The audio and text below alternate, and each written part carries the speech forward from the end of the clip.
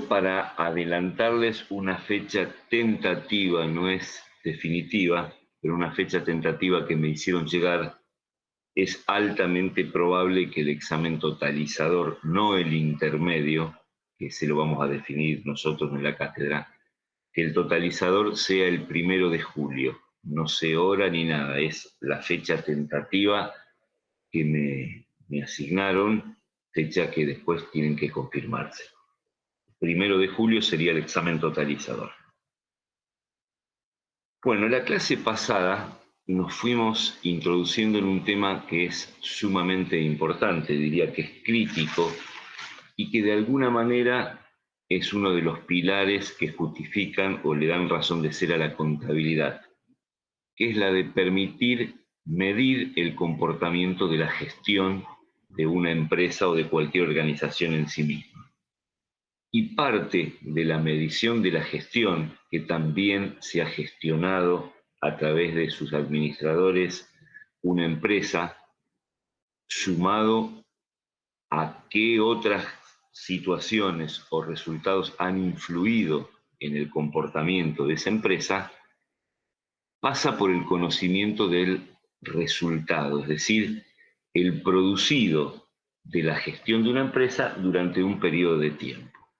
Por eso fue que la clase pasada comenzamos a hablar de el resultado de un periodo, cómo determinábamos el resultado de un periodo, y básicamente habíamos dicho que el resultado de un periodo se iba a determinar siempre por diferencia entre la fotografía que había al cierre de ese ejercicio en términos patrimoniales, es decir,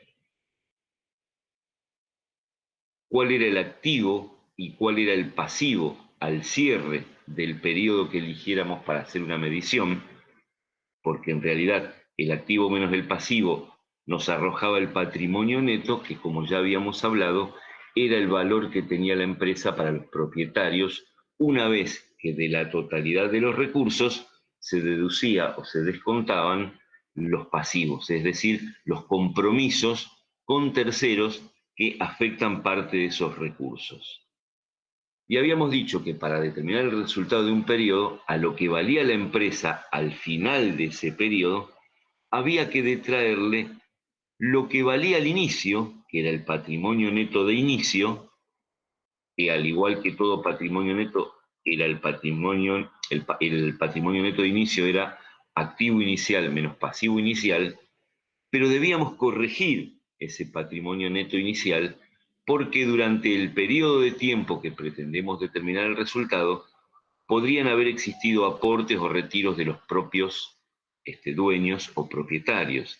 Y esos aportes y esos retiros, si bien iban a contribuir a modificar la fotografía de cierre del periodo, no los podíamos considerar resultados porque eran producto justamente de operaciones con los propietarios.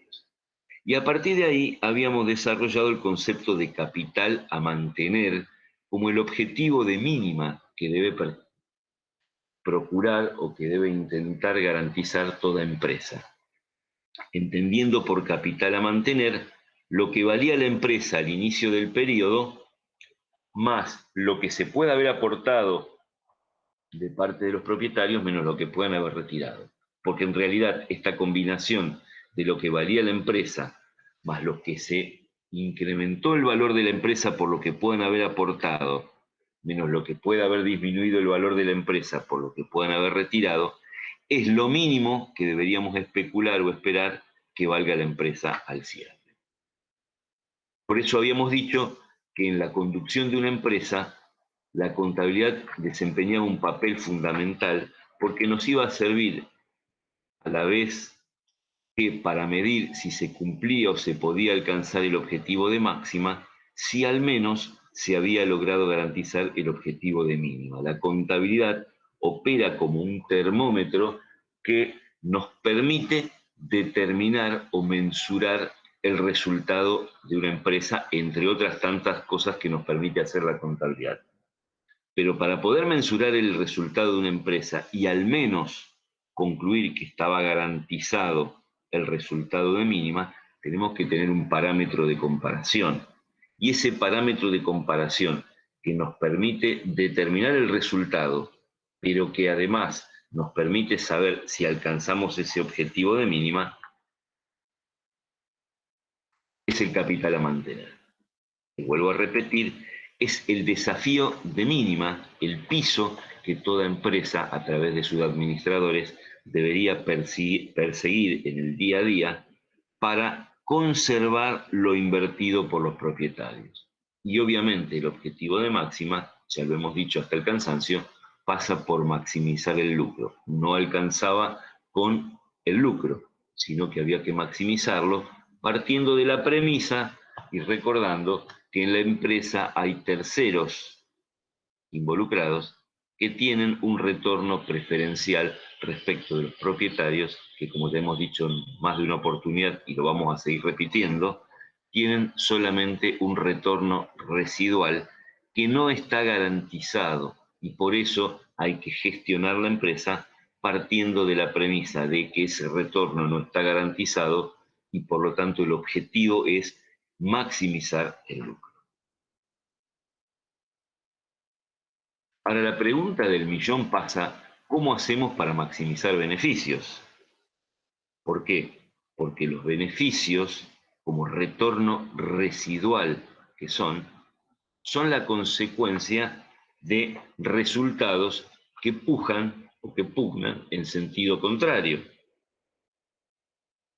Habrá ingresos, pero también, y lo vamos a ver más en detalle más adelante, habrá gastos. Y sobre todo vamos a ver que no hay posibilidades de obtener ingresos si primero no se toma la decisión de soportar o de asumir gastos tendientes a que esos ingresos se puedan concretar.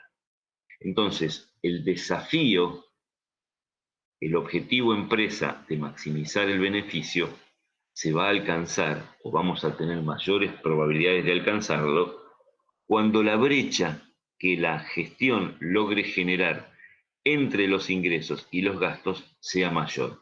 Mientras más ingresos logremos generar disminuyendo los gastos necesarios para alcanzarlos, mayor va a ser el trayecto que tendremos entre ingresos y gastos.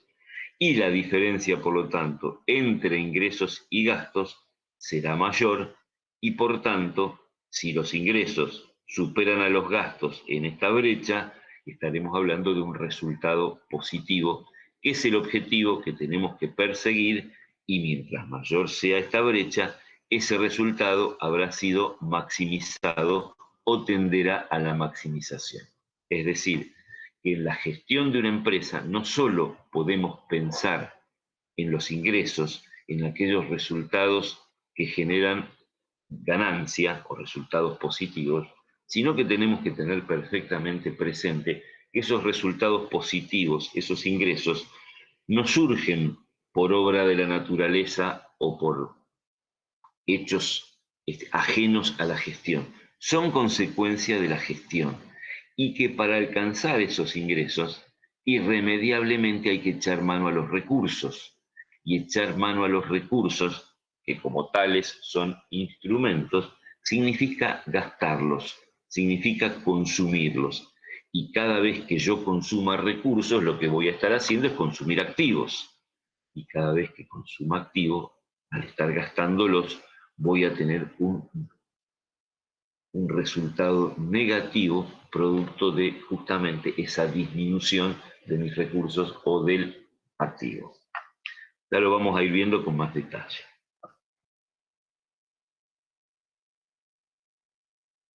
La contabilidad entonces dijimos que no es más que una herramienta, o por lo menos para nosotros va a estar conceptualizada nada más que como una herramienta que nos va a permitir capturar datos correspondientes a las operaciones que realiza la empresa, correspondiente a los movimientos que se van produciendo en los activos y en los pasivos, que se traducen en variaciones, como ya hemos visto, variaciones patrimoniales cualitativas y variaciones patrimoniales cuantitativas. La contabilidad lo que va a hacer es registrar las consecuencias de esas variaciones a través de ir captando todas aquellas operaciones que tengan que ver o estén vinculadas con impactos cualitativos o cuantitativos en el activo, en el pasivo, en el patrimonio neto, que tengan que ver con operaciones realizadas por los propietarios con la empresa, y como consecuencia de todo ello va a reconocer o registrar resultados. Lo que va a hacer la contabilidad es ayudarnos a determinar un resultado. Como dije ya en varias oportunidades, la contabilidad es una herramienta que permite mensurar, que permite medir, y entre otras cosas nos va a permitir determinar o medir el resultado de un periodo de tiempo. Medir el activo, medir el pasivo, medir por lo tanto el valor de la empresa a través de su patrimonio neto, determinar el resultado y permitirnos conocer la composición del resultado, es decir, en qué ganó la empresa y en qué perdió, qué hizo bien, qué hizo mal, se traduce en información que, como proviene de la contabilidad, damos en llamar información contable, que genera el propio sistema de información contable. Y como no podría ser de otra manera, la generación de información contable está destinada a los distintos actores, a los distintos usuarios que tienen que tomar decisiones. El tema con la contabilidad es que para medir el resultado, yo debo medir a través de la contabilidad las distintas operaciones. Medir a través de la contabilidad las distintas operaciones implica la necesidad de que nos pongamos de acuerdo con qué unidad vamos a medir. Y ahora les pregunto a ustedes que me están escuchando, ¿qué idea tienen de unidad de medida? Y no me refiero de unidad de medida en términos de contabilidad. ¿Qué idea les transmite la expresión unidad de medida? Los escucho. ¿Qué es una unidad de medida? Sería como asignarle valor a algo. A ver, si los demás están de acuerdo, si alguien piensa distinto. ¿Qué sería asignarle valor a algo? Ya que ofreciste esa opinión. ¿Qué es para vos asignarle valor a algo? Y ponerle a decir, bueno, esta cosa vale tanto, esto vale otra cosa. Ponerle acá en Argentina sería en pesos y así. Ajá, bien. ¿Y qué pasa si yo algo lo mido en, en cantidad física? ¿Estaría midiendo o no estaría midiendo? Porque según el ejemplo que vos planteaste, tu elección pasaría, o por lo menos como vos lo planteaste, pasaría por medir en pesos. Ahora, ¿podría medir yo las cosas en cantidades físicas? Sí, también. ¿Y qué, un ejemplo de medir algo en cantidades físicas, cuál sería, por ejemplo? Decir que, por ejemplo, tengo 3 heladeras de mercadería para vender. Bárbaro. Y si esas 3 heladeras las quisieras medir en pesos, ¿qué dirías en lugar de decir que tengo 3 heladeras? Sacaría el costo de cada heladera y ese sería el precio en pesos. Lo sumaría Bien, y bien. Elegir una unidad de medida es ponerse de acuerdo respecto de con qué criterio vamos a medir. Y a la hora de medir, ¿qué es el plazo previo? Por eso te dejé avanzar, porque entendí lo que querías decir, pero lo expresaste mal. Y me alegro que lo hayas expresado mal, porque por lo menos tuviste la intención de plantearlo.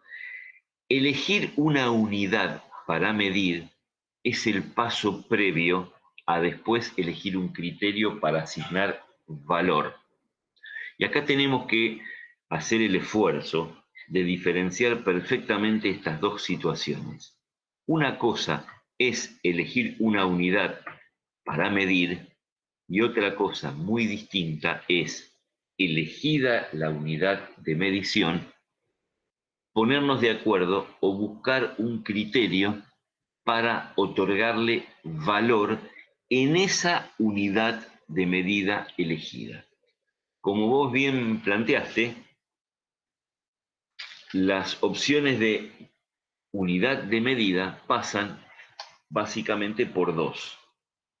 O medir en términos físicos, en donde en lo que yo presto atención, en lo que yo reparo, es en las cantidades de unidades físicas, y como vos también bien dijiste, lo que voy a mensurar, lo que voy a sumar, son cantidades físicas, 2, 3, 4, 10, 20, 50, 100 unidades de un determinado producto, de un determinado activo, de un determinado bien.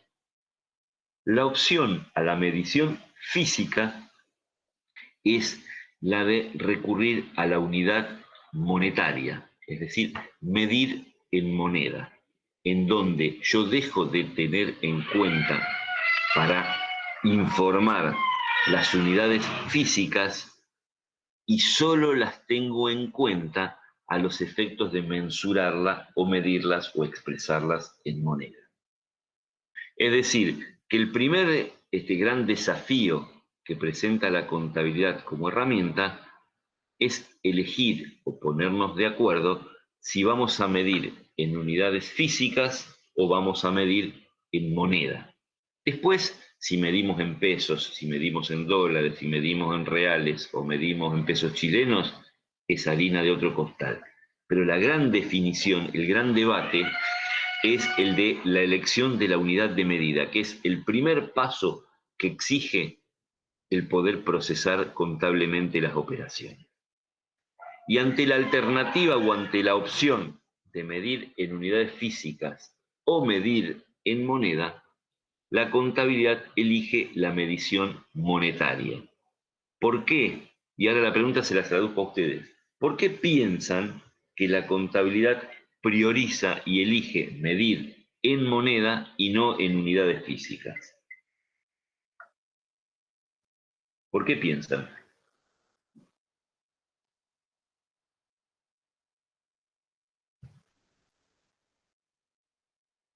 Silencio de radio. ¿Por qué? ¿Qué ventajas? Partan de esta premisa.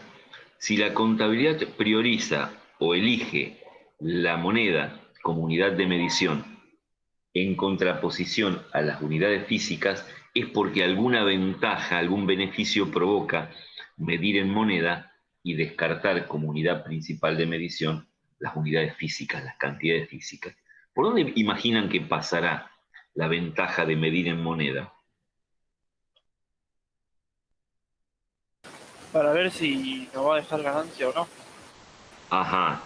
Pero ¿por dónde pasará la ventaja? ¿Cuál será a la hora de decidir? ¿Por qué se habrá decidido que la contabilidad mida, en nuestro caso, en la República Argentina, en pesos y no en cantidades de unidades? Porque tenés el valor, digamos, monetario de lo que valen las cosas y no de cuántas cosas tenés. Sí, eso es una realidad lo que vos decís. Pero ¿cuál es la ventaja de tener, como vos decís, el valor monetario de lo que valen las cosas? ¿Siguen viendo la pantalla? Porque a mí me desapareció. Ahí desapareció, ¿Ahora? ¿La ven? ahí volvió. Bárbaro. ¿Cuál será la ventaja de tener el valor, como vos decías, monetario, de lo que valen las cosas respecto de saber cuántas unidades tengo de cosas o de bienes, para seguir tu palabra? Porque la pregunta es por dónde pasa la ventaja, no qué tengo. O sea, lo que provoca medir en moneda respecto de lo que provocaría medir contabilizando unidades físicas es el producto, la consecuencia de la decisión. Pero, ¿cuál será la ventaja que dio lugar a que digamos, no, en contabilidad vamos a medir en moneda?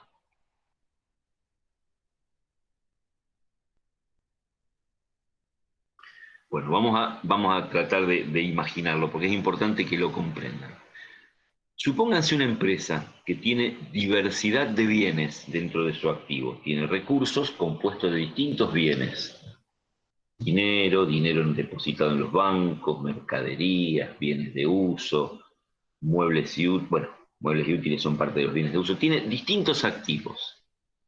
Si decidiéramos medir utilizando la unidad de medida física. ¿Qué es lo único que podríamos hacer? Lo único que podríamos hacer es armar un listado descriptivo en el que lo que estaríamos haciendo es detallar tipo de bienes y la cantidad de cada uno de esos bienes que tenemos. Y lo que podríamos tener es un listado más o menos extenso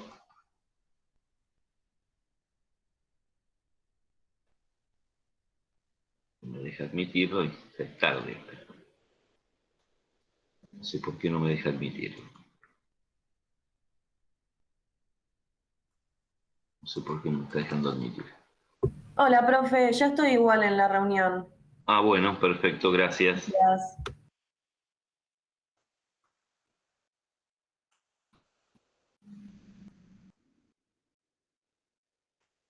Pero que quiero evitarlo.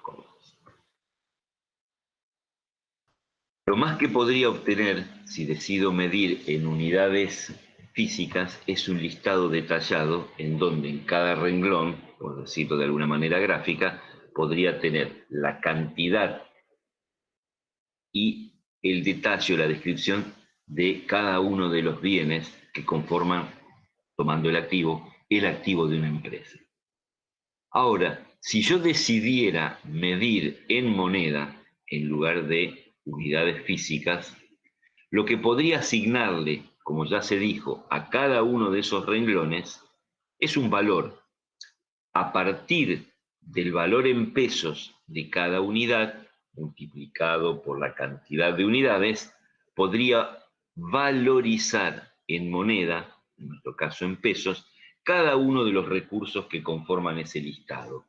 ¿Y qué me permitiría hacer el tener valorizado cada uno de esos recursos que conforman el activo de una empresa que no podría hacer con la unidad física? Sacar un total, porque la moneda, la valorización en moneda, tiene la ventaja de que uniforma, homogeneiza bienes que son distintos.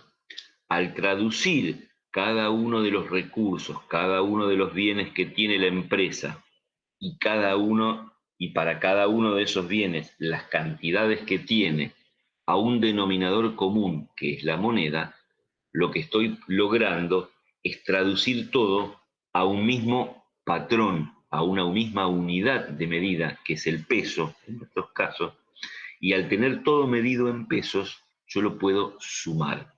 La ventaja que tiene elegir como unidad de medida la moneda respecto de la unidad física es justamente esa, la de que al convertirse todo a una unidad común, que es en nuestro caso el peso, repito, podemos sumar, restar, multiplicar y dividir y seguir obteniendo información consolidada o agrupada. La medición a nivel de unidades físicas es una medición descriptiva, que lo que me va a permitir conocer son cantidades de unidades y tipos de unidades. Pero lo más que puedo aspirar con un listado de recursos es justamente contar con ese listado. Pero de manera alguna lo podría sumar, porque no puedo sumar el dinero que tengo en caja. No puedo sumar 20.000 pesos, por ejemplo, que tengo en caja, con 15.000 unidades del producto A, porque los pesos no son sumables con las 15.000 unidades del producto A, ni las podría sumar con 3 vehículos que tengo en bienes de uso, porque son unidades distintas, son unidades heterogéneas. Lo que permite la elección de la moneda para medir los distintos recursos y de igual manera para medir el pasivo y por ende determinar el patrimonio neto y conocer el resultado, es que yo convierto recursos y objetos que tengo que medir, que son heterogéneos, que son distintos, que no los podría sumar, los convierto a una unidad común, que es la moneda, que es el peso, y a partir de convertirlos a una unidad común, a ese patrón común que es la moneda, los puedo sumar. De ahí que la contabilidad como herramienta elija como unidad de medida principal la moneda. Lo que no significa que se descarte de plano la unidad física, porque para ciertos reportes, para ciertos informes, complementar la información en pesos o en moneda que produce o que genera la contabilidad con información en unidades físicas es sumamente útil. Pero la contabilidad como herramienta que captura datos, los procesa y los convierte en información, elige como unidad de medida la moneda. Por ende, a partir de ahora, cada vez que estemos pensando en el registro contable de operaciones, vamos a tener que estar pensando en convertir todo lo que hayan producido esas operaciones a moneda. Pero el ponerse de acuerdo o elegir que vamos a medir en moneda no termina de garantizarnos que vamos a poder procesar adecuadamente las operaciones a través de la contabilidad y que vamos a poder determinar tranquilamente resultados. ¿Por qué? Porque una vez agotado el debate respecto de cómo mido y habiendo concluido que vamos a medir en moneda, se presenta un segundo inconveniente, que es definir con qué criterio en moneda le vamos a asignar valor a las cosas.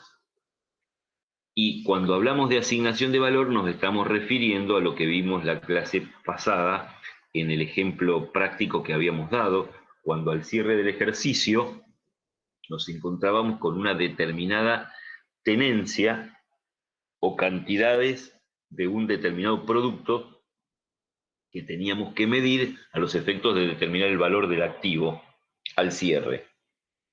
Y cuando nos encontrábamos frente a esa situación, habíamos ya definido que medíamos en pesos, se nos presentaban situaciones alternativas que habíamos visto que modificaban el patrimonio neto de cierre y por lo tanto modificaban el reconocimiento del resultado.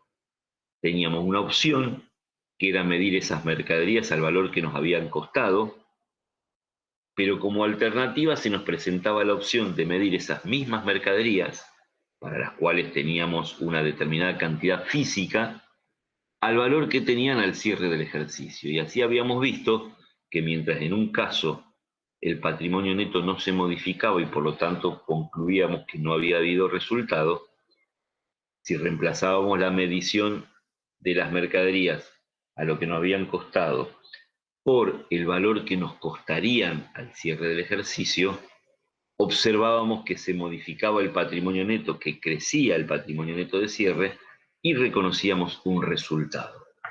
Esto provoca que, definida la unidad de medida, el criterio que elijamos para asignar valor, que podrá ser costo o valores corrientes, tiene un papel fundamental o preponderante en la determinación del resultado. Porque como vimos en el ejemplo que estoy haciendo mención, una misma situación, si al cierre del ejercicio decidíamos medir a costo, la conclusión que sacábamos es que no había habido resultado. Pero si decidíamos a esa misma situación valorizarla, una vez que habíamos definido que medíamos en pesos, valorizarla, asignarle valor sobre la base de lo que costaba el cierre, observábamos que sí se producía un resultado. Entonces la cuestión pasa a ser preocupante. ¿Cómo? Dependiendo de cómo a mí se me antoje asignar valor, puedo cambiar el producto final, que va a ser la información contable destinada a tomar decisiones. Y por supuesto que la respuesta es sí. De ahí la importancia para ustedes, como futuros licenciados en administración, de conocer todo esto de lo que estamos hablando, que es tener permanentemente claro que la contabilidad como herramienta no ofrece soluciones únicas, ofrece soluciones alternativas, o dicho de otra manera, ofrece opciones. Y lo que ustedes necesitan conocer, o van a necesitar conocer, son las fortalezas y las debilidades que tiene la información en función principalmente de qué criterio de asignación de valor se haya utilizado para medir contablemente las operaciones. Como complemento de definir la unidad de medida y ponernos de acuerdo respecto de con qué criterio vamos a asignar valor, surge la necesidad de establecer o de elegir un criterio para determinar el resultado.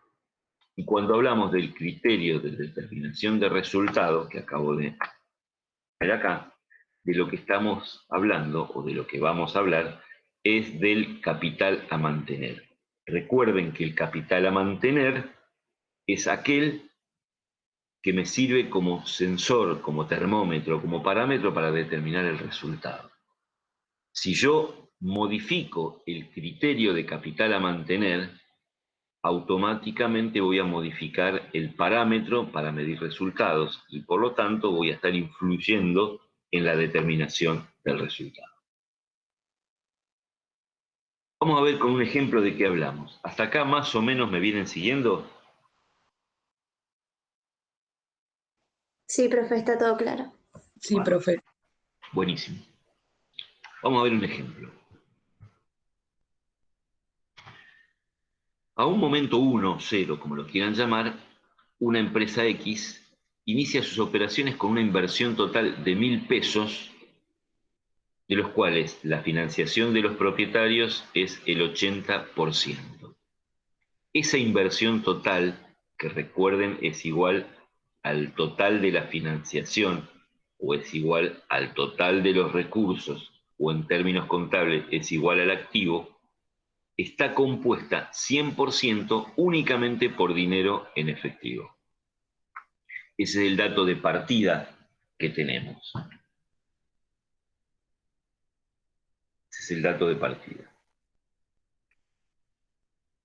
Entonces, al momento 0, si tuviéramos que plantear el esquema de financiación empresaria, lo que ustedes aprendieron como ecuación contable básica, ¿cómo lo completaríamos?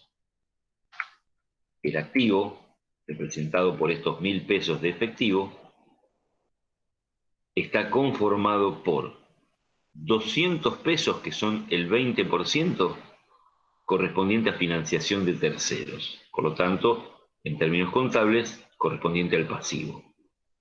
Si del total de recursos, que es 1.000, el 20% que representa el pasivo son 200, el valor de esa empresa para los propietarios es el remanente, que en este caso está representado por el 80% de esos recursos totales que, como dice el enunciado, aportaron los propietarios.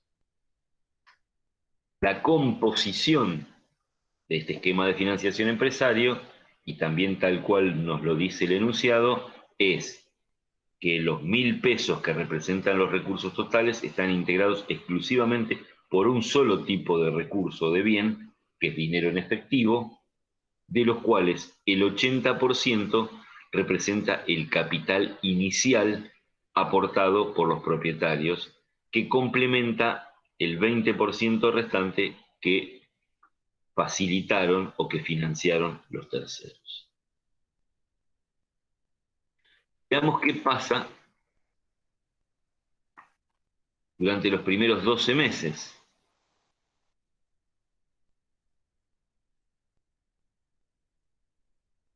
Esto es lo que habíamos visto en la clase pasada. Elegida la unidad monetaria, estos 1.000 pesos, luego de 12 meses, se convertían en 1.000 pesos, pero con una composición distinta: 200 de efectivo, 800 de mercadería. La pregunta es, ¿cuánto valía la empresa para los propietarios al cierre?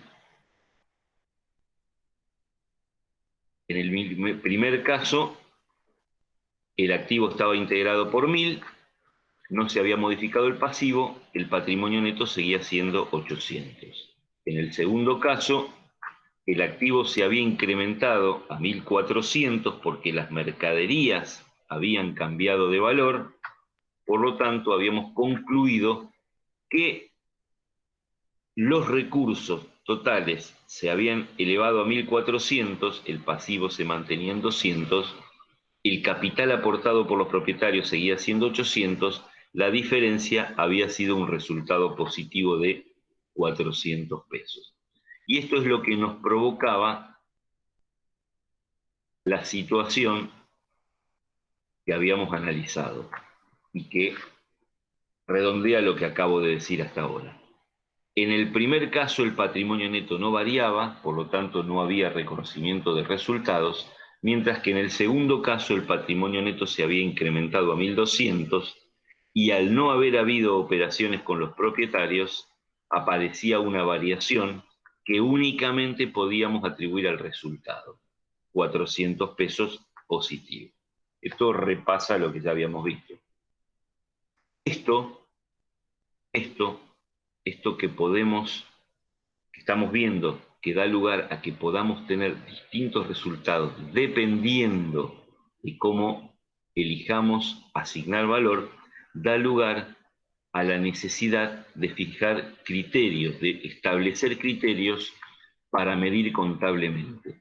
Y esto da nacimiento a lo que vamos a empezar a desarrollar a partir de ahora, que es el tema de modelos contables.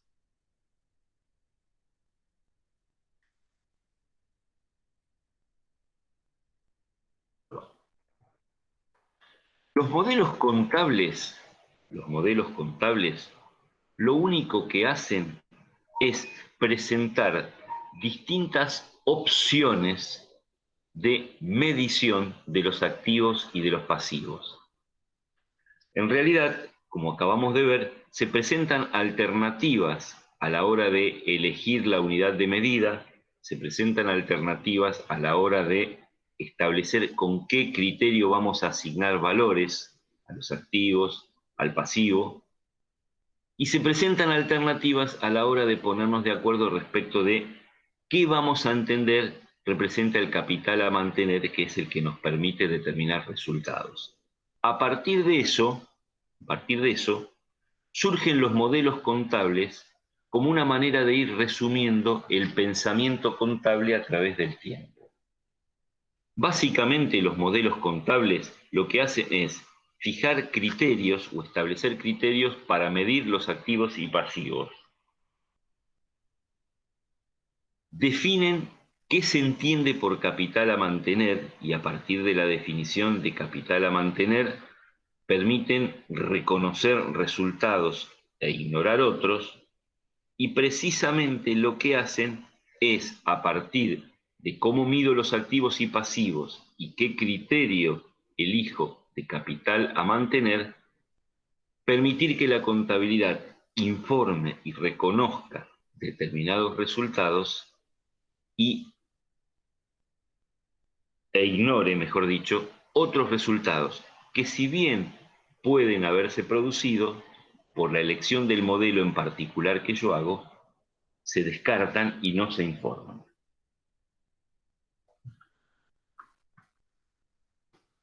Ahora sí, antes de avanzar con el tema de modelos contables, vamos a empezar a considerar algunas cuestiones que son fundamentales para que después, cuando terminemos de recorrerlas, el tema de modelos contables prácticamente nos quede como un resumen de lo hablado.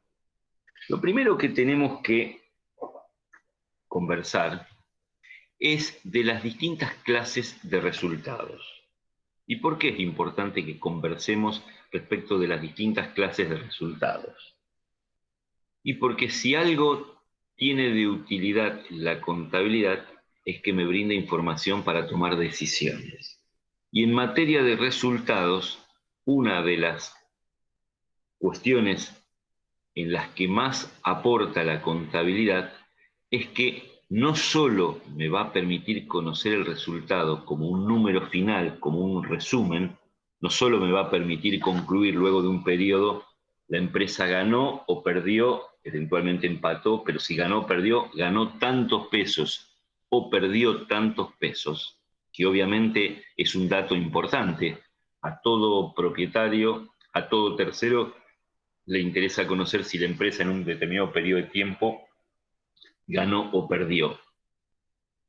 Pero a los efectos de analizar la gestión de la empresa, de evaluar qué se hizo bien, qué se hizo mal, qué se podría haber hecho mejor, qué se podría haber evitado, e incluso a los efectos de conocer qué cuestiones, qué situaciones se fueron presentando en el día a día de la empresa, que no son consecuencia o no responden a decisiones que tomaron los administradores, pero que tuvieron impacto en los resultados de la empresa, la contabilidad toma aún mayor protagonismo porque nos permite conocer la composición de los resultados. Y esto es lo fundamental.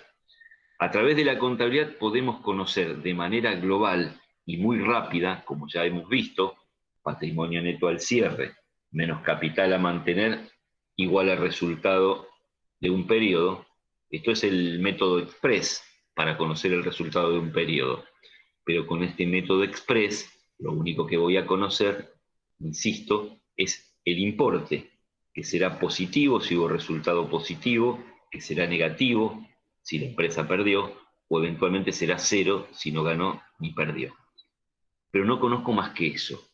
La determinación del resultado en forma global es útil porque me permite tener la primera aproximación al producto de la gestión durante un periodo de tiempo. Gané, perdí o salí a raya. Pero de nada serviría esa primera aproximación si yo luego no puedo desmenuzar ese resultado que determiné como un solo número y lo articulo o lo desarmo, lo desmenuzo entre aquellos resultados que fueron positivos y aquellos que fueron negativos, cuántos fueron positivos, cuántos fueron negativos, a qué obedecen los distintos resultados positivos y a qué obedecieron los distintos resultados negativos. Solo pudiendo desmenuzar el resultado global resumido por cada uno de sus componentes, voy a estar en condiciones de utilizar esa información, repito, para tomar decisiones adecuadas. Y esto nos obliga a tener en claro el escenario en el que se desenvuelve o en el que trabaja la empresa. La empresa no es un ente, una organización que está colgada de un hilo invisible del planeta, como si fuera una bolita de un arbolito de Navidad. La empresa nace, se desarrolla y eventualmente muere en un determinado ámbito. La empresa nace como consecuencia de una idea, ya lo hemos desarrollado, que tuvo un grupo de personas para satisfacer determinadas necesidades de un ámbito en el cual esa empresa tiene previsto operar. ¿Se acuerdan cuando hablamos la primera clase de la dispersión geográfica? Cuando hablábamos de la dispersión geográfica, de lo que estábamos hablando es era de preguntarnos en qué región, en qué zona, en qué sector, geográficamente hablando, la empresa iba a desarrollar sus actividades. ¿A qué universo tenía previsto atender o en qué universo tenía previsto operar? Por lo tanto, es imposible imaginar la empresa total y absolutamente aislada. A la empresa la tenemos que imaginar formando parte de un contexto. Vamos a llamar contexto ese ámbito, esa zona de actuación en la que la empresa se desenvuelve y para la cual fue creada, porque también partan de esta premisa, sería impensable imaginar una empresa sin un contexto. Porque ¿a quién vendería? ¿A quién le compraría? ¿Dónde estarían los terceros si lo único que tuviésemos es la empresa y nada más? Por tanto, siempre que hablemos de un emprendimiento, que hablemos de un proyecto de negocios, ese proyecto de negocios se piensa para satisfacer las necesidades de un determinado contexto. Y en ese mismo contexto es donde el proyecto de negocios, cuando necesita financiación de terceros, tiene que salir a buscar interesados que quieran financiar parte de la operatoria de la empresa. Por lo tanto, el punto de partida es la empresa dentro de un contexto. Y en ese contexto, obviamente, la empresa no está sola, En ese contexto hay otros operadores, hay otros sujetos. Algunos serán empresas, hay organismos estatales, está la FIP, está el API, hay bancos, hay inversionistas, hay gente individual en ese contexto que está dispuesta a ofrecer servicios, hay proveedores, hay gente que está dispuesta a ofrecer mano de obra. En ese contexto, en donde la empresa es un actor más, que está conformado por infinidad de actores o de operadores, es que la empresa desarrolla sus actividades. Y tanto la empresa como los operadores interactúan, porque justamente en un determinado contexto, quienes lo conforman, quienes lo componen, interactúan. En muchos casos interactuarán entre ellos, y esa interacción entre ellos les será total y absolutamente irrelevante a la empresa, porque en este relacionamiento que vemos, la empresa está al costado y no tiene ningún tipo de impacto, al menos a priori, por lo que cada uno de estos actores hagan. Pero también, y es la razón de ser, se dan relaciones entre la empresa y estos actores. En este ejemplo yo vinculé a todos, pero no necesariamente todos los actores de un contexto se vinculan con la empresa. Y cuando digo actores, repito, dentro del concepto de actores involucro otras empresas, consumidores, proveedores, bancos, personas que están dispuestas a ofrecer sus servicios, personas que están dispuestas a trabajar, organismos del Estado como la FIP, API, todo lo que se les ocurra que integra un contexto. Algunos de esos actores, no todos, por distintas razones, se vinculan con la empresa y operan con la empresa. Los empleados se vinculan con la empresa ofreciendo su trabajo y la empresa les paga.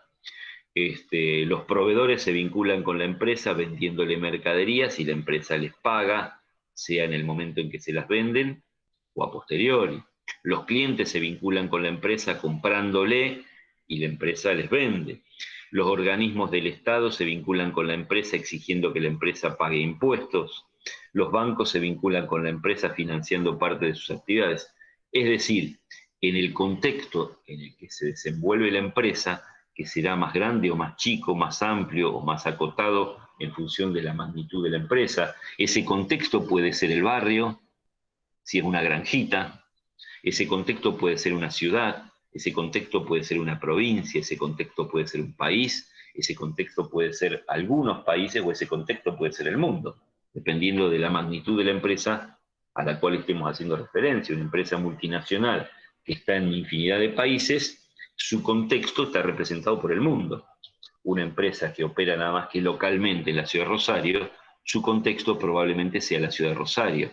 Una empresa que tiene alcance a nivel provincial, su contexto será la provincia de Santa Fe. Una empresa que vende o interactúa, que no solo vende, sino que también sus proveedores están tenidos en cuenta. En más de una provincia, su contexto serán las provincias en las cuales se desenvuelve. El contexto varía, pero lo que no varía es la fotografía resumen, que es esta. La empresa permanentemente interactúa con el contexto. Y esa interacción con el contexto da lugar a que puedan generarse determinada clase de resultados. Y esto es lo que tiene que ver el título con lo que estamos presentando. ¿Cuál es la mecánica lógica o básica de una empresa que, como dije al principio, justifica su razón de ser, justifica que algunos hayan tenido la idea de constituirla? La de intercambiar con el contexto. Es impensable, vuelvo para atrás, la empresa vendiéndose a sí mismo o comprando a sí mismo. La empresa tiene razón de ser si la imaginamos interactuando, intercambiando con ese contexto. Y en ese proceso de intercambio, ¿qué es lo que la empresa hace? Normalmente entrega al contexto algo, bienes, si es una empresa prestadora de bienes, sí, bien digo, bienes, si es una empresa comercial o industrial que fabrica o revende mercaderías, o servicios, si es una empresa prestadora de servicios. Y a cambio de esos bienes que entrega, llamémosle que vende al contexto, ¿qué recibe? Y recibe algo a cambio, porque como los está vendiendo, los vende a un determinado precio, y ese precio que le asigna a los bienes que entrega al contexto es el que de alguna manera deberá recibir o recuperar del contexto. ¿Qué ocurre? Si el valor de lo que la empresa entrega al contexto difiere, es decir, es distinto de lo que va a recibir del contexto, lo que se va a producir con esa operación de entrega y de recepción a cambio es una variación modificativa o cuantitativa que va a dar lugar a lo que vamos a llamar un resultado producto de los intercambios, o en el caso singular, un resultado como consecuencia de ese intercambio. Veamos un ejemplo.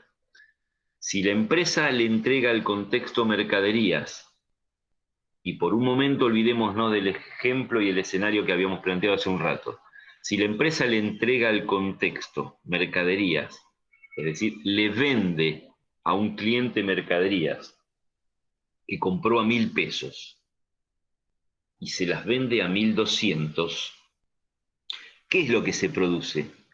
Se produce de parte de la empresa la entrega, la salida de sus recursos, de su patrimonio, de 1.000 pesos de mercaderías. ¿Pero a cambio de qué? A cambio de un precio que en algún momento sea de contado o sea diferido, va a cobrar, que lo estableció en 1.200 pesos. Si lo que entrega vale 1.000 y lo que recibe a cambio vale 1.200, esto significa que no hay coincidencia entre el valor de lo que entrega y el valor de lo que va a recibir a cambio. Cuando lo que entrega tiene un valor distinto de lo que recibe, eso provoca una variación cuantitativa en la estructura de recursos, consideren el activo, porque se desprende de un activo, mercaderías, que vale 1.000 para la empresa, a cambio de recibir otro activo, que será efectivo si es que lo cobra por 1.200, o será una cuenta a cobrarle a ese cliente, si es que se lo financió, pero en los dos casos por 1.200. Aumenta el activo producto de esta transacción. Se produce una variación modificativa o cuantitativa y la consecuencia de esa variación es un resultado. Consecuencia, valga la redundancia, de un intercambio. Vuelvo a la transparencia anterior. En el ejemplo que estamos dando, la empresa hacia el contexto entregó 1.000 pesos de mercaderías y del contexto o bien recibió 1.200 pesos en efectivo o la promesa de que le van a pagar 1.200 en un determinado plazo que la empresa otorgó. La consecuencia de ese intercambio, de esa relación bidireccional en donde la empresa entrega algo y recibe algo a cambio, como los términos intercambiados tienen distinto valor, lo que la empresa entregó para la empresa vale menos de lo que el contexto le va a entregar, le provocó un resultado. Si se diera la situación inversa, si por las razones que fuera la empresa entregara mercaderías o vendiera mercaderías a 1.000, pero a ella le costaron 1.200, estaría entregando mercaderías que a la empresa le implican una salida, una disminución de sus recursos por 1.200, a cambio de un ingreso de recursos, supongamos en dinero en efectivo, por 1.000. En este caso también se produciría un resultado, nada más que sería un resultado por un intercambio, porque está la empresa interactuando con el contexto, intercambiando recursos o bienes, en este caso bienes, y en este segundo ejemplo, los está intercambiando de una manera perdidosa. ¿Por qué? Y porque está entregando a un valor de 1.000 pesos algo que le costó 1.200. Estos resultados que se generan por la interacción de la empresa con el contexto son los que estamos y vamos a dar en llamar, como dije recién, resultados por los intercambios. Pero ¿qué pasa? Que también puede suceder, y de hecho sucede, y va ocurriendo en forma simultánea. La empresa, cada día que abre las puertas y opera, produce más o menos, pero una cantidad de interacciones con el contexto. Pero día a día, durante ese mismo periodo de tiempo, se van produciendo en la economía que afecta a ese contexto ciertos acontecimientos, se van produciendo ciertas situaciones, se van generando, van apareciendo determinadas normas, los precios de los bienes van surgiendo o sufriendo variaciones o modificaciones.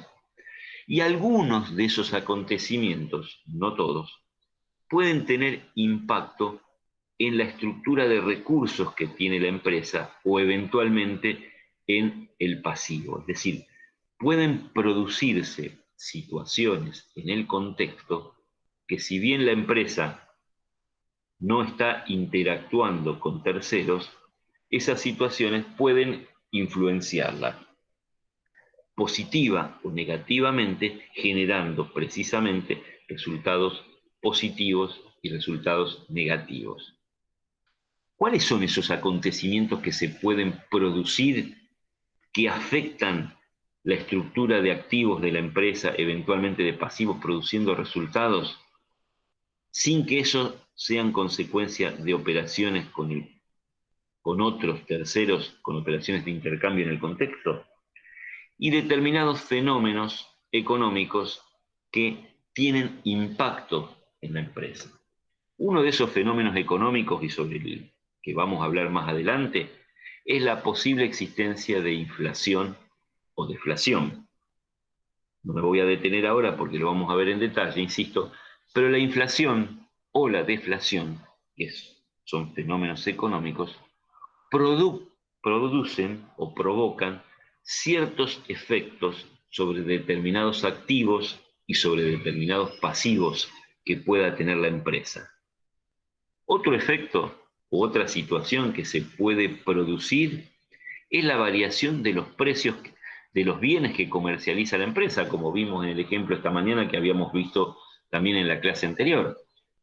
Las mercaderías, si la empresa es revendedora, es decir, es una empresa comercial, las mercaderías que compra y que tiene en stock porque ya compró, pueden, y de hecho ocurre, varían de precio sin necesidad de que la empresa tenga que ir a reponer esas mercaderías porque todavía no las vendió. Las tiene en su depósito, las tiene en stock, pero el hecho de que ya las haya comprado y por las cuales haya pagado un determinado precio no significa que ese precio quedó congelado. Los precios pueden ir modificándose y de hecho se modifican.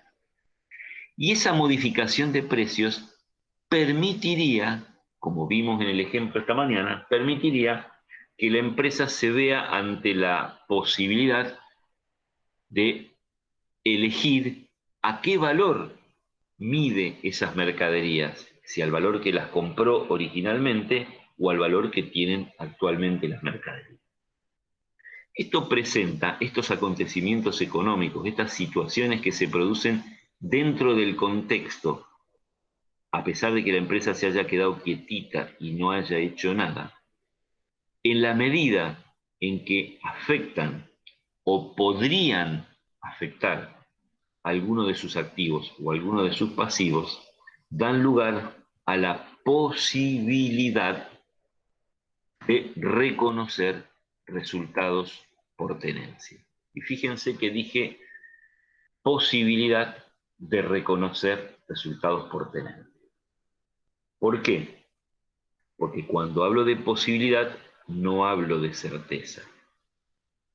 Y destaco la palabra posibilidad a diferencia de lo que sucede cuando se producen resultados por intercambios.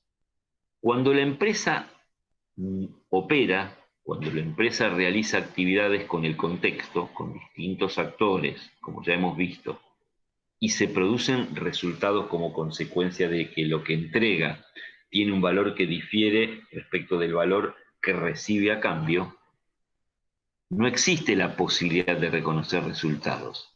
Existe la obligación de reconocer resultados.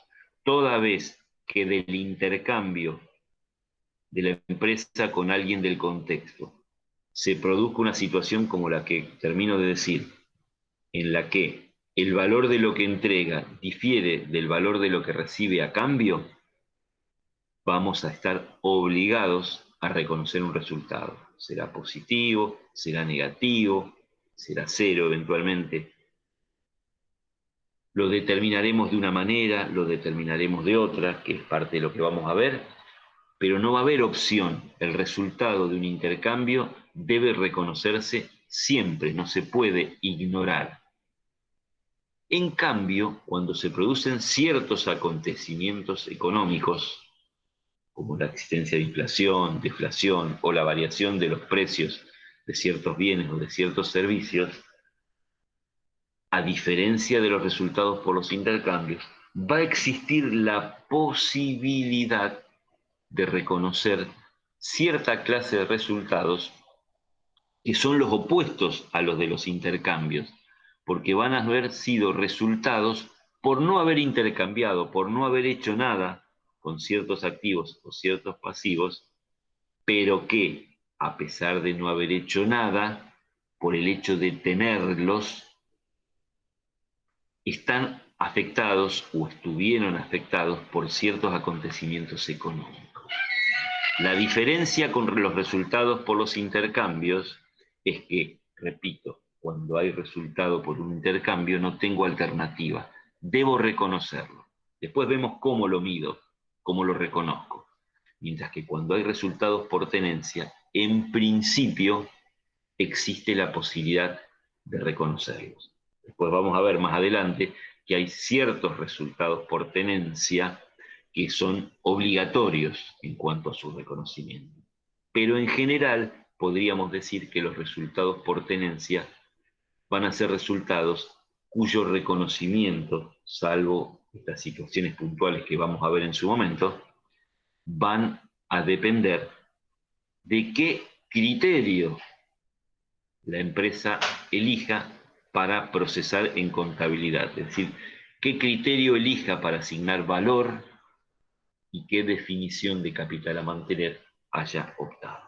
Vamos a verla un poquito más ahora en detalle, vamos a adentrarnos en los resultados por los intercambios y en los resultados por tenencia, y qué podemos decir de los resultados por los intercambios y de los resultados por tenencia. Lo fundamental es que graben esta diapositiva mentalmente y que procuren tener perfectamente en claro que la primera gran clasificación de los resultados es la que los separa en los resultados productos de intercambios, en donde la empresa tuvo una participación activa, intercambiando con el contexto bienes o servicios, y que producto de ese intercambio pueden surgir resultados en la medida que lo que entrega difiera de lo que recibe. Eso técnicamente se dice o se expresa como que habrá resultado cuando los términos del intercambio, lo que se pusieron de acuerdo en intercambiar las partes, difieran en su valor. Y que también existe la posibilidad de reconocer resultados por situaciones que se pueden dar dentro de la empresa como consecuencia de tener ciertos activos y ciertos pasivos. Que los resultados por los intercambios son de reconocimiento obligatorio, mientras que los resultados por tenencia, solo en determinadas situaciones puntuales que ya vamos a ver, se reconocen o deben reconocerse obligatoriamente. En el resto de los casos será una cuestión optativa que dependerá de los criterios que elija cada empresa para procesar contablemente. ¿Se entiende esto? ¿Hasta acá alguna pregunta? ¿Vamos bien? ¿Alguien quiere alguna aclaración? ¿Hacer algún comentario? Fabián, Mariana, si quieren aportar algo.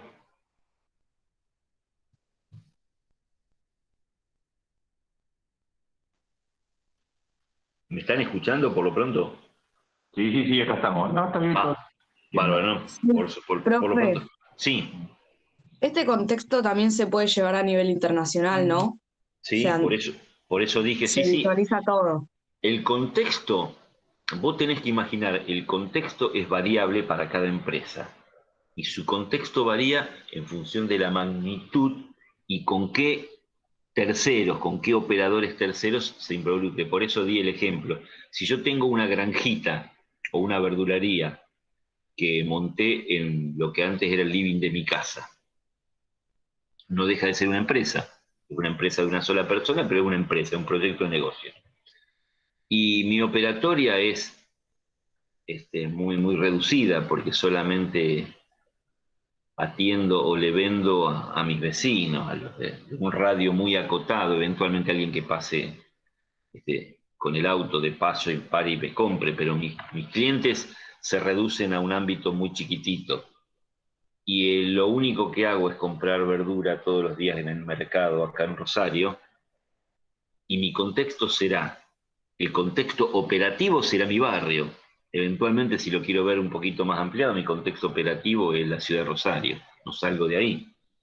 Si mi empresa, como dije antes, sea por lo que sea, opera en toda la provincia de Santa Fe y con proveedores y clientes exclusivamente de la provincia de Santa Fe, mi contexto será toda la provincia.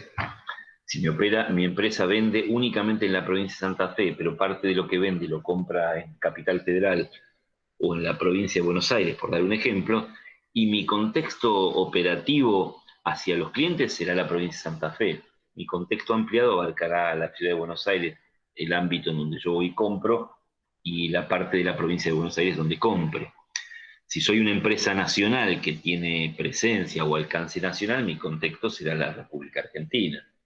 Si soy una empresa que asiste al Mercosur, y mi contexto es el Mercosur, sea que a lo mejor venda nada más que a nivel local, pero que me abastezco de productos que compro en Brasil, no sé, en Uruguay, Paraguay, mi contexto será el Mercosur. Si soy una empresa, por dar algún ejemplo, Ford Motor, empresa que fabrica autos, el contexto de la Ford es el mundo, porque es una empresa que tiene alcance a nivel mundial. Habrá algunos países a los que no llegue, no creo, pero tiene alcance mundial. Es decir, el contexto ustedes lo tienen que imaginar como circunscripto, por un lado, a todos aquellos lugares en donde pueda haber actores, y cuando digo actores, repito, clientes, proveedores, bancos, proveedores de servicios, u organismos de control, AFIP, el que fuere, que de alguna manera interactúan con la empresa. Y también el contexto va a estar definido, además de por esos actores, por aquellos países o aquellas ciudades o aquellos ámbitos o aquellas regiones cuyos acontecimientos económicos, directa o indirectamente, de alguna manera puedan afectar el comportamiento de algún activo o de algún pasivo que tenga la empresa. Si yo tengo alcance local, pero tengo tomada deudas en euros, y bueno, mi contexto ampliado va a abarcar Europa, porque me va a interesar seguir qué pasa con la evolución del euro, porque mi deuda, o al menos algunas de mis deudas, van a estar influidas por la cotización del euro. Es decir, si bien yo opero a nivel local y mi contexto más cerrado es el local, y de alguna manera voy a estar atento a lo que pasa en el contexto de Europa, porque si varía el tipo de cambio del euro con relación al peso, va a variar mi endeudamiento, me va a provocar algún tipo de impacto dentro de los pasivos y eventualmente me genera un resultado porcentaje. El contexto es eso, es el ámbito más ampliado, más reducido, donde la empresa opera y en donde en ese contexto no solo opera, sino que se pueden producir situaciones que de alguna manera la puedan afectar o beneficiar, pero como consecuencia de situaciones que no son producto de la interacción con los otros. ¿Se entiende? Sí, profe, gracias. No, por favor. Seguimos. Ya dijimos que dentro de las operaciones de la empresa pueden aparecer resultados por los intercambios y también dijimos que como consecuencia de no haber intercambiado, de no haber interactuado con el contexto, pero por formar parte de un contexto determinado, podrían generarse ciertos resultados que dimos en llamar por tenencia. Los resultados por los intercambios, si alguien les quisiera poner otra denominación, podríamos decir, o podríamos denominar los resultados por dejar de tener, porque cuando yo hago un intercambio dejo de tener un determinado recurso, un determinado activo, y lo cambio por otro. En oposición a los resultados por tenencia, que son los resultados que se generan por no haber intercambiado, por haberme quedado ciertos recursos o ciertas deudas dentro de mi activo y de mi pasivo. Ahora bien, ¿qué clase de resultados por los intercambios se pueden producir y qué clase de resultados por tenencia también se pueden producir? Para preguntarme y responderme qué clase de resultados por los intercambios se pueden producir, lo primero que tendría que preguntarme es ¿qué puede intercambiar la empresa con el contexto? ¿Qué es lo que le puede ofrecer la empresa a esos distintos actores del contexto que a esos actores les pueda interesar recibir de la empresa? Porque nadie puede intercambiar nada con un tercero, con el contexto, si aquello que quiere intercambiar no es demandado o es requerido por ese contexto. Nosotros vamos a encontrarnos con dos clases bien diferenciadas de resultados por los intercambios, productos de dos clases puntuales de intercambios que tenemos que aprender a diferenciar y que después más adelante veremos con casos prácticos. Más adelante me refiero cuando terminemos toda la parte conceptual y ya pasemos, cuando llegue el momento, a la ejercitación práctica. ¿Cuál será, a ver, hagan un ejercicio de imaginación, cuál será el tipo de intercambio por excelencia que podemos encontrar en toda empresa? A ver.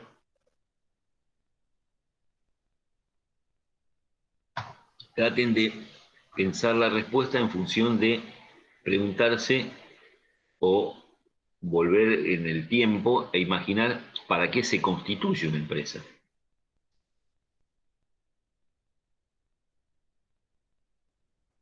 El intercambio de bienes o servicios, ¿no? ¿Y de qué clase de bienes y servicios? Principalmente, ¿no? De los que por los cuales se constituyó la empresa, digamos. Sí, señor.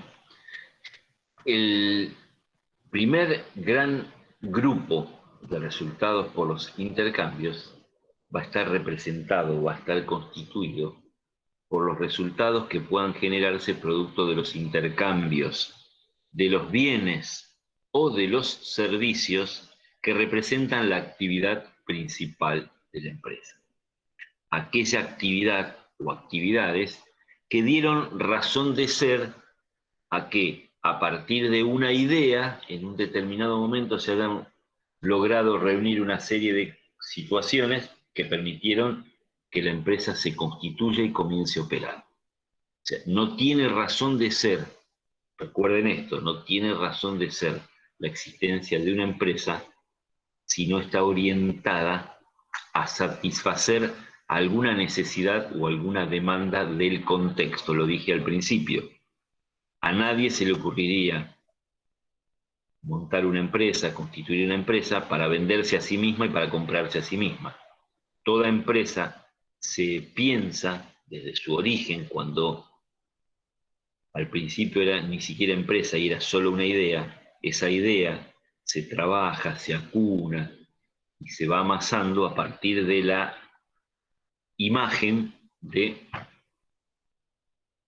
pensar que hay algo, hay bienes o hay servicios que el mercado está demandando y que podría ser interesante y económicamente rentable procurar satisfacer esas demandas. Es decir, que los intercambios por excelencia de toda empresa van a pasar por los intercambios que haga cuando venda los bienes o venda los servicios para los cuales esa empresa se constituyó o se creó.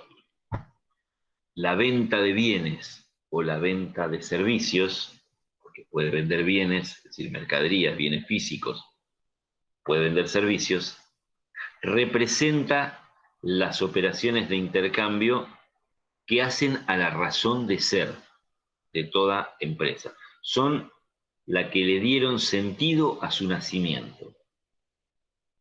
Independientemente de los intercambios que pueda llevar a cabo la empresa, vendiendo bienes o prestando servicios para los cuales se constituyó, se presentan durante la vida de la empresa muchas ocasiones o muchas oportunidades en donde la empresa puede vender otros bienes u otros servicios que no hacen a su actividad, que no hacen a su razón de ser, pero que por distintas razones están formando parte de sus recursos y ya no los necesita o considera que los tiene que cambiar por otros.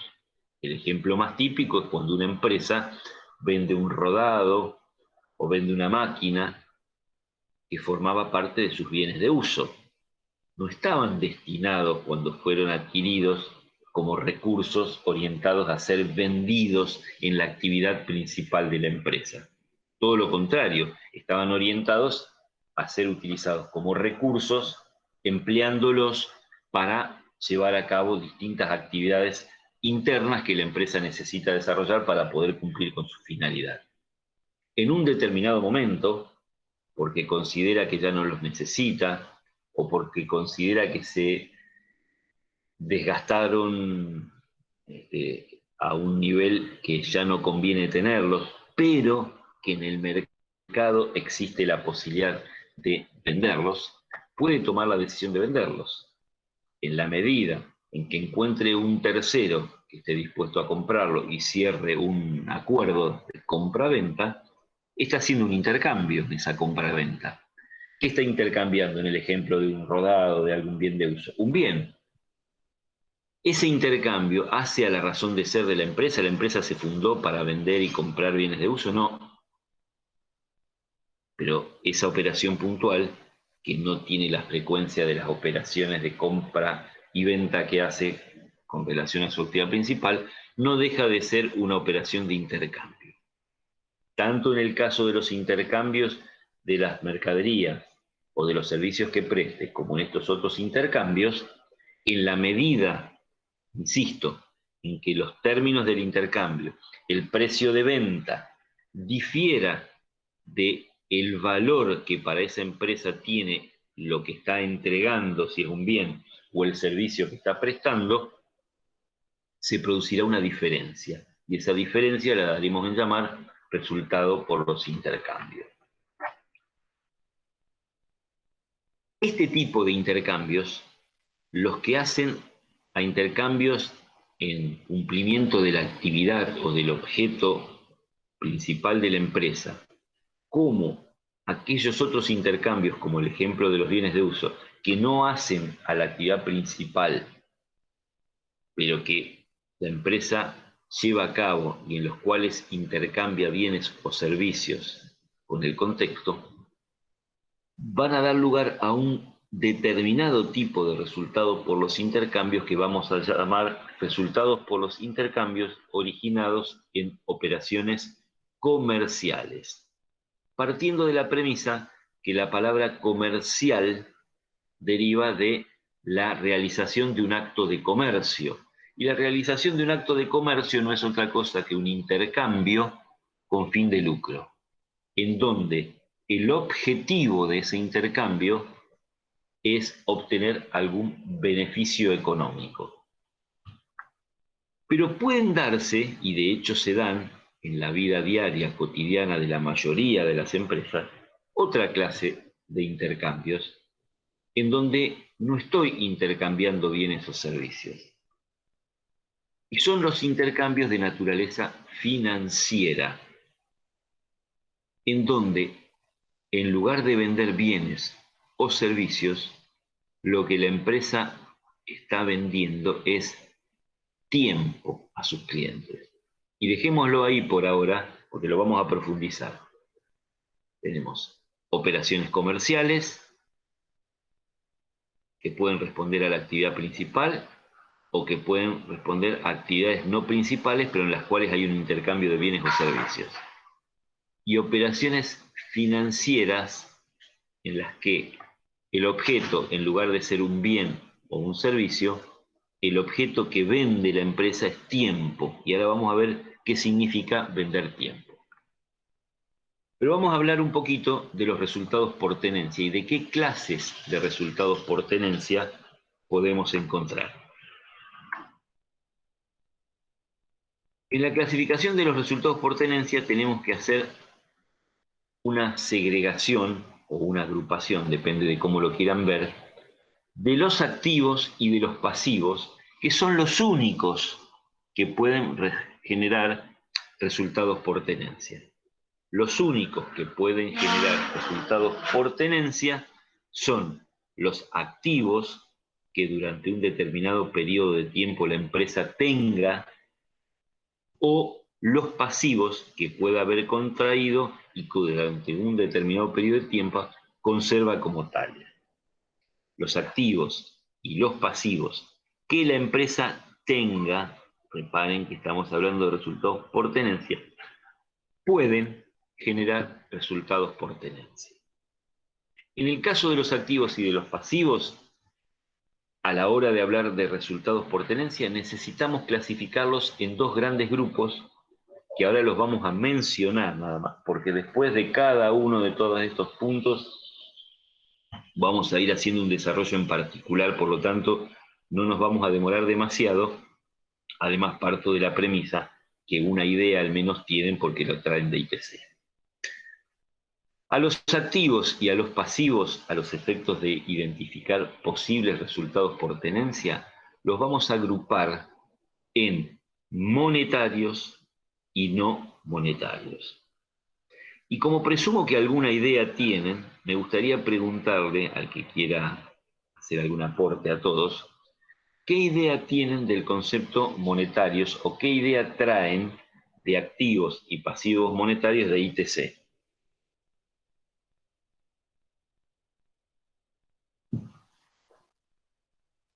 ¿Qué idea traen? Esto lo vieron, todo lo que estoy diciendo no es nuevo. Podemos estar presentándolo de una manera distinta, pero no es nuevo. ¿Qué idea traen o tienen a partir de ITC de activos y de pasivos monetarios? No sé si estará bien, pero No los importa, monetarios dale. no son los que están, tipo, como que pueden ser influenciados por la inflación y los Ajá. no monetarios están como protegidos de esa inflación. ¿Y qué sería para vos que los monetarios puedan estar influenciados de la inflación? Cuando hablamos de inflación, también de la deflación, pero estamos acostumbrados desgraciadamente a hablar de inflación. ¿Qué sería que según vos puedan estar influenciados por la inflación? Y que pueden llegar a cambiar su valor por la inflación o no. ¿Cuáles Pueden- serían esos para vos? ¿Cuáles serían los que pueden llegar a cambiar el valor? Lo tengo que pensar bien antes de decir. Esa es la idea. Acá nadie está poniendo nota, estamos tratando de darle un poco de dinamismo dentro de lo difícil que es en la virtualidad hacerlo. Alguien que salga en ayuda rápido. ¿Qué idea transmite la palabra monetario en oposición a la palabra no monetario? No pueden cambiar, no se puede modificar el valor. Por ejemplo, un billete. Ajá. Ajá. ¿Y los no monetarios? Los no monetarios sí, por ejemplo, una mercadería que Ajá. pasó el tiempo y podés modificarle el valor. Bien para quien habló primero, porque en el silencio alguien tuvo la valentía de hablar, y bien para vos. Me quedo con esta segunda opinión o con este segundo aporte. Ahora, ¿qué ¿qué ventaja o qué desventaja tendría que a los monetarios los condenemos a que no puedan cambiar de valor, mientras que a los no monetarios les asignemos la característica de poder cambiar de valor? ¿Cuál sería la ventaja? O la desventaja, depende de quién hablemos.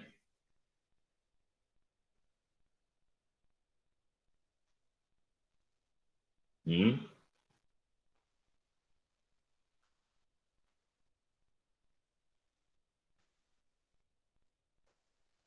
¿Qué les parece?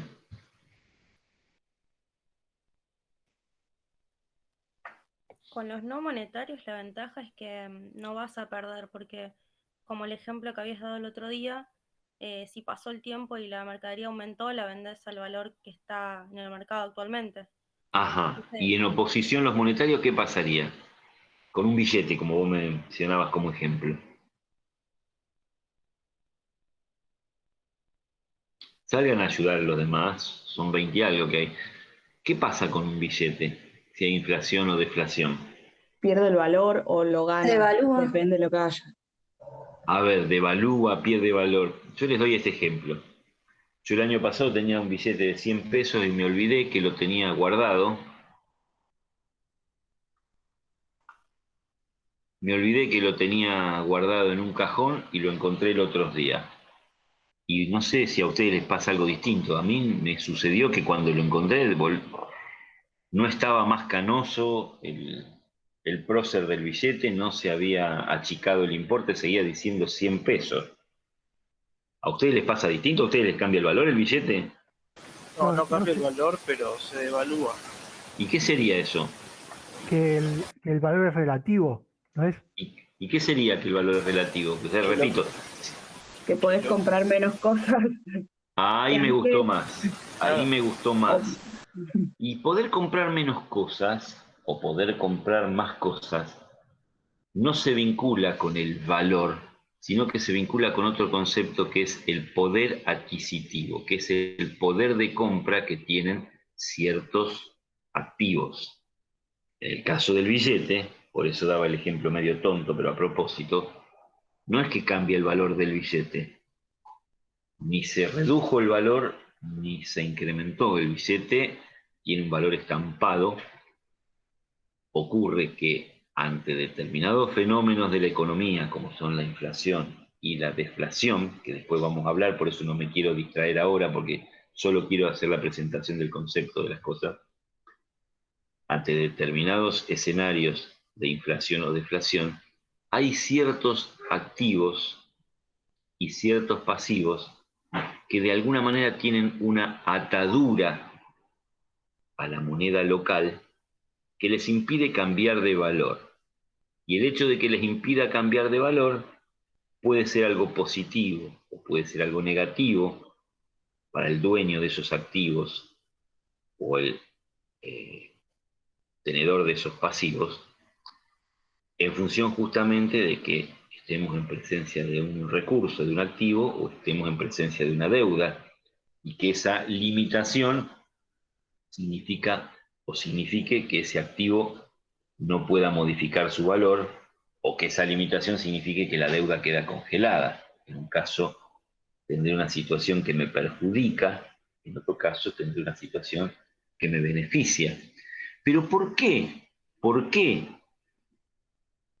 los activos y pasivos monetarios pueden provocar ese tipo de resultados? Algunos resultados que me beneficien u otros que me perjudiquen.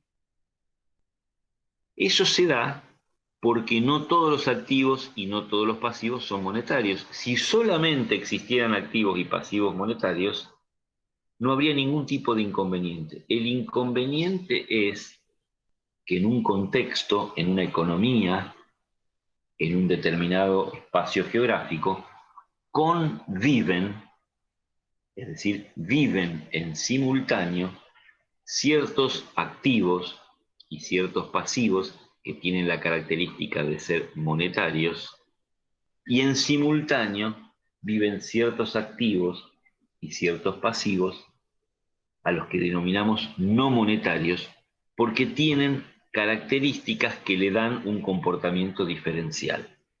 Mientras que aquellos que vamos a denominar no monetarios se caracterizan por tener un precio, y como todo precio es modificable, los monetarios, a diferencia de tener un precio, tienen un valor, y ese valor es rígido y no se puede modificar. Entonces, si en un determinado espacio, si en una determinada economía, si en una determinada región conviven ciertos activos o pasivos que tienen un valor rígido, inmodificable, con otros que en lugar de tener valor tienen un precio y que por lo tanto ese precio se va modificando, subiendo o bajando, no importa, se producen situaciones que generan ventajas y desventajas para quienes tienen activos y pasivos en función de que sean monetarios o no monetarios. El ejemplo que vamos a dar, como para terminar de dar una vuelta y cerrar el círculo, es: si yo tenía 1.000 pesos al inicio de un ejercicio y al inicio de ese ejercicio con 1.000 pesos compraba 1.000 unidades del producto A, porque cada unidad valía 1 peso, transcurren 12 meses y yo guardé los 1.000 pesos. Durante esos 12 meses hubo inflación. ¿Qué va a ocurrir? Al final de esos 12 meses, si tuve la suerte que no me hayan robado, sigo teniendo los 1.000 pesos. Ese activo, representado por 1.000 pesos, conservó su valor, no lo modificó. Decía 1.000 al principio, dice 1.000 al final. Pero ocurre que convivió durante todo un año con otros activos dentro de los cuales había mercaderías, que a diferencia de tener un valor, tenían un precio, que al inicio del ejercicio estaba fijado en 1 peso por unidad, mientras que transcurrió un año y al cierre del ejercicio, para hacer un número redondo y fácil, esas mercaderías tenían un precio de 2. El billete de 1.000 pesos sigue siendo 1.000 pesos. Las mercaderías siguen siendo 1.000 unidades.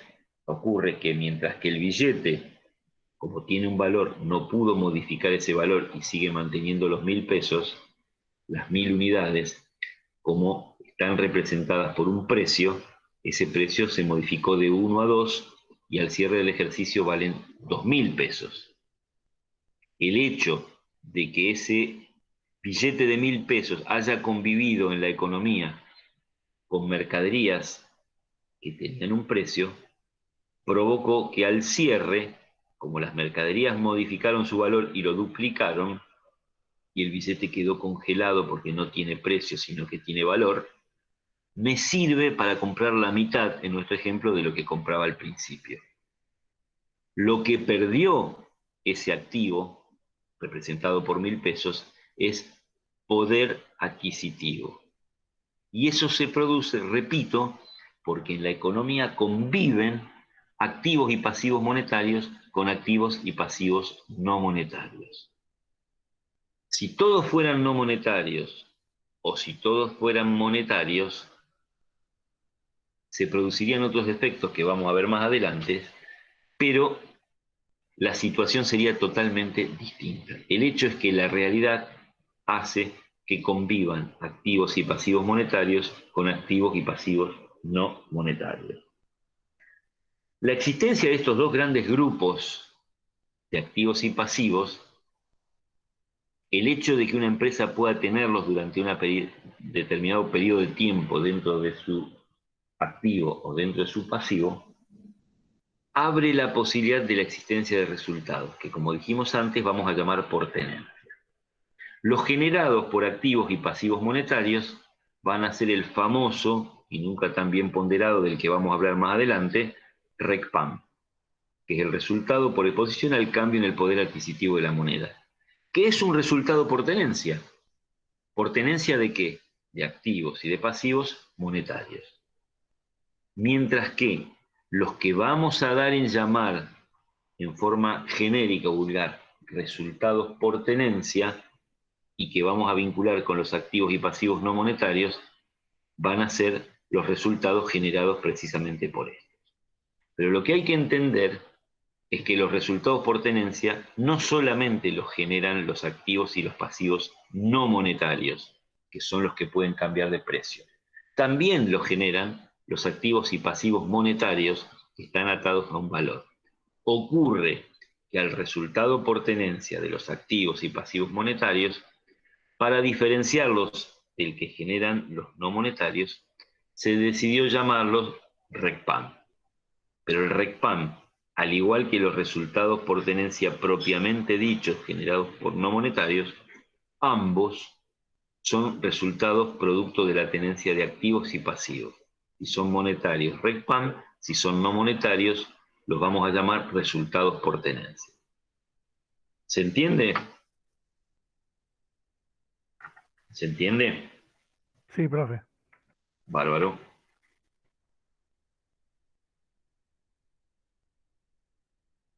Vamos a adentrarnos entonces en los resultados por los intercambios. Que un intercambio implica una venta de un lado, una compra del otro. El resultado por intercambio lo vamos a poder identificar toda vez que estemos mirando la operación desde el punto de vista de la venta. ¿Qué es lo que se vende en un intercambio? ¿Un bien o un servicio? El objeto principal de la operación es la venta o el intercambio de un bien o de un servicio. A ese bien o servicio se le asigna un precio, lo que vamos a dar en llamar un precio de venta, que es el valor por el cual quien vende está dispuesto a entregar, a desprenderse, a prescindir de ese bien o de ese servicio. Siempre, siempre que lo que esté en juego como objeto principal sea la venta de un bien o de un servicio, vamos a estar hablando de una operación comercial.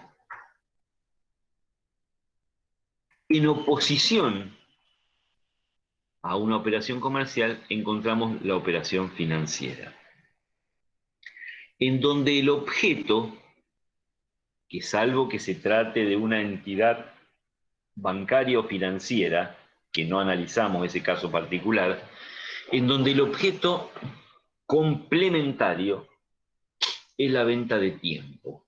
En vez de vender un bien o un servicio, lo que vendo es tiempo. Dicho en otros términos, vendo plazo.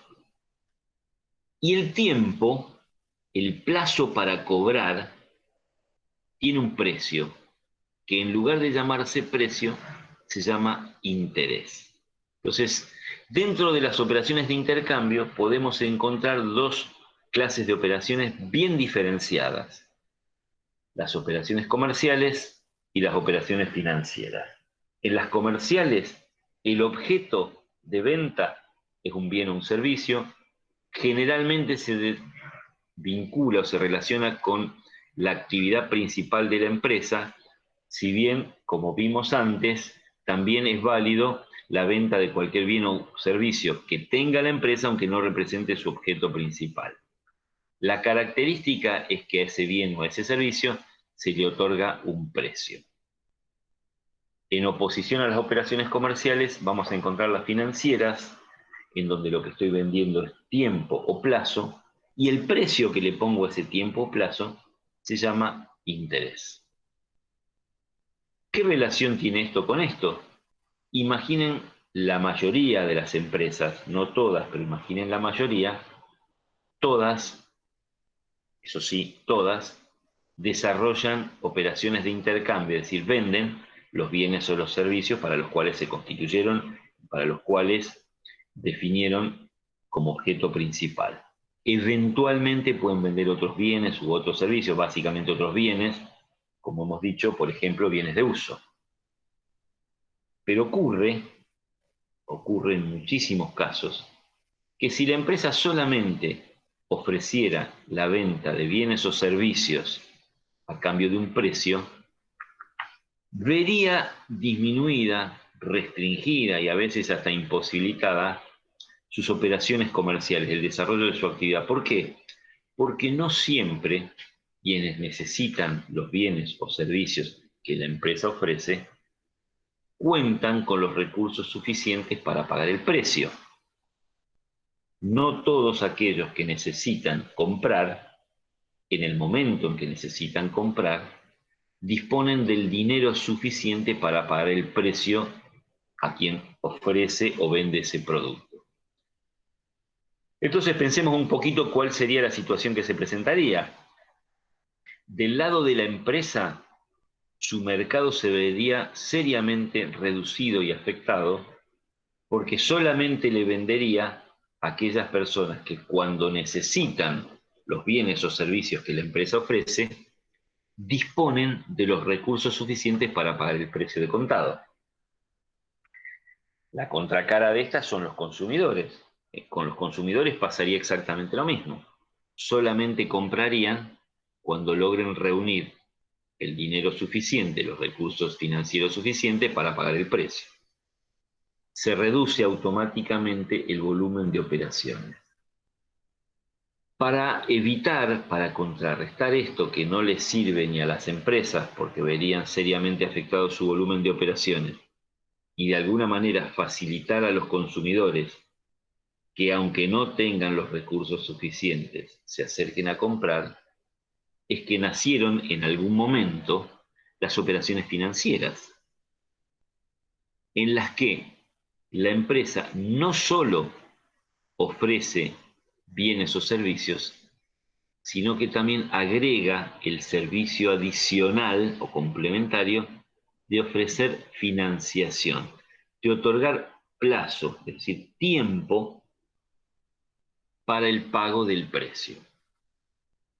Pero como el objeto de toda empresa o de todo proyecto de negocio es económico, es el lucro, ese tiempo, ese plazo que la empresa ofrece para permitir que muchos consumidores puedan comprar y no tengan que esperar ahorrando a reunir los recursos suficientes para pagar el precio, ese plazo, ese tiempo, tiene un precio. Y el interés del plazo, del tiempo, dicho en otros términos, el precio del dinero en el tiempo, todos sabemos que es el interés. Así nacen las operaciones financieras vinculadas a la actividad o a la operatoria de las empresas. Son consecuencia de una necesidad, que es la de no reducir innecesariamente el ámbito de actuación o el volumen de operaciones de ventas. Para no reducir el volumen de ventas, aparecen las operaciones financieras que además de vender el bien o servicio, objeto principal de la actividad de la empresa, agregan la venta del plazo, del tiempo. Entonces permiten a quienes quieren comprar que compren el bien o servicio, se lo lleven y que el precio lo paguen fraccionado. No necesiten contar con el 100% del precio para llevar adelante la operación. ¿Cómo se determina el resultado por intercambio de una operación comercial?